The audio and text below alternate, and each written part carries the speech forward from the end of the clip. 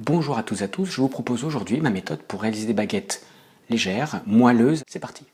Voici donc la liste des ingrédients, un mélange de farine T55 et T65 et 330 g d'eau qui va donner une assez forte hydratation, c'est-à-dire une pâte forcément assez collante et très souple. Donc dans un premier temps, je vais activer la levure. Donc la levure, l'eau, vitesse 3, 40 degrés pendant 5 minutes.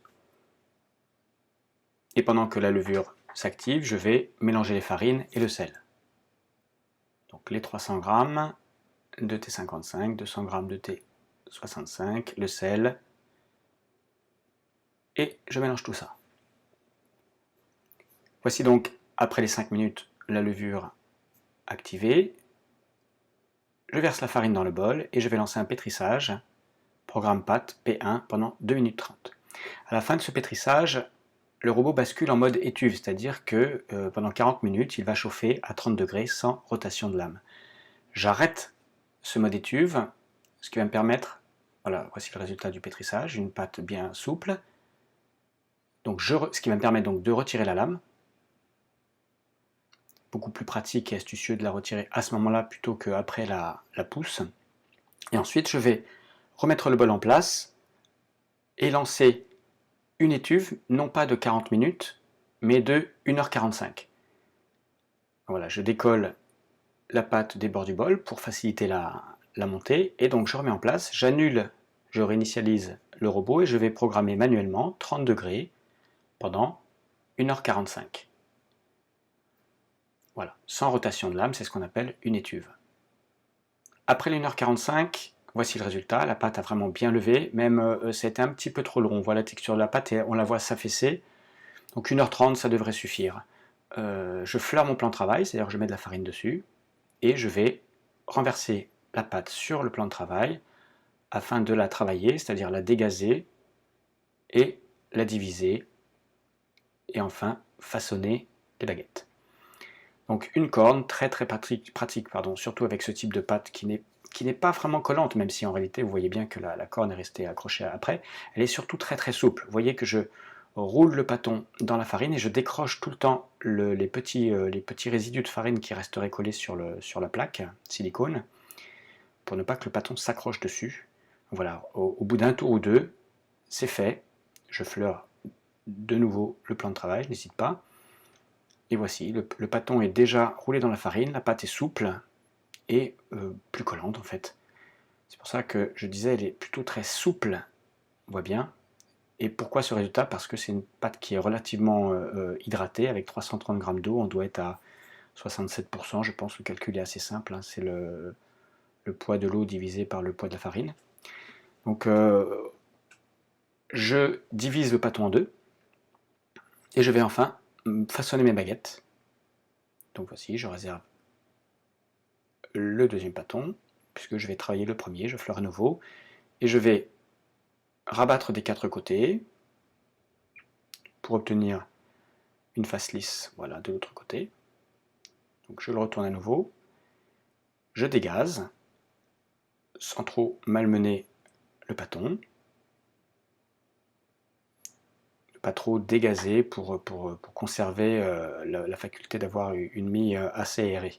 Une mie aérée qui va dépendre du taux d'hydratation essentiellement. Et voici, je vais rabattre donc en 3 tiers. Vous avez vu, j'ai rabattu un tiers, je soude avec le plat de la main, un deuxième tiers et surtout le troisième tiers. Je m'assure de bien fermer, bien souder la baguette. Ensuite, je mets la clé c'est la soudure, je la mets en dessous. Voilà, bien fermé.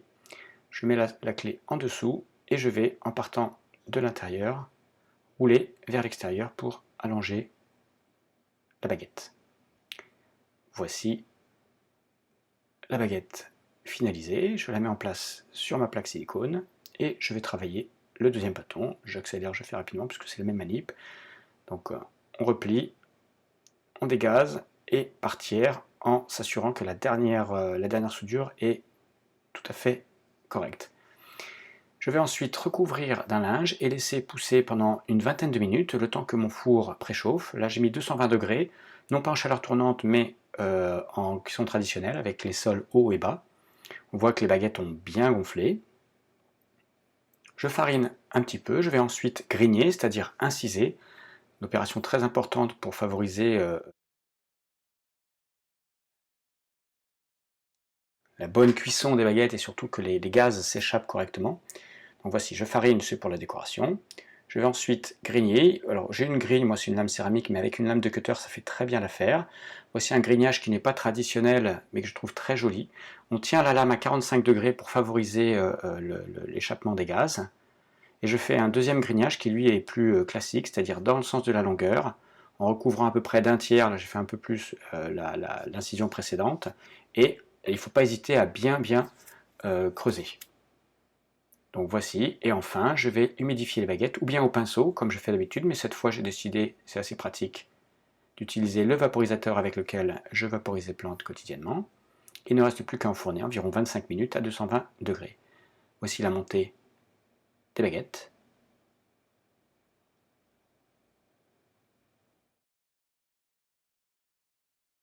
On le voit à la couleur et surtout on tape en dessous. Ça doit sonner creux, c'est le signe que c'est bien cuit. Ne pas oublier de mettre un récipient d'eau, un bol d'eau, moi je mets un moule à cake lors du préchauffage pour avoir de l'humidité dans le four. Donc voici le résultat final. Une mie qui est relativement aérée, même pas mal du tout, ce qui est souvent reproché au pain, aux baguettes qu'on fait en 1 heure. Et donc avec cette méthode qui permet d'avoir une pousse plus longue, une pâte plus hydratée, voici le résultat, des baguettes très moelleuses.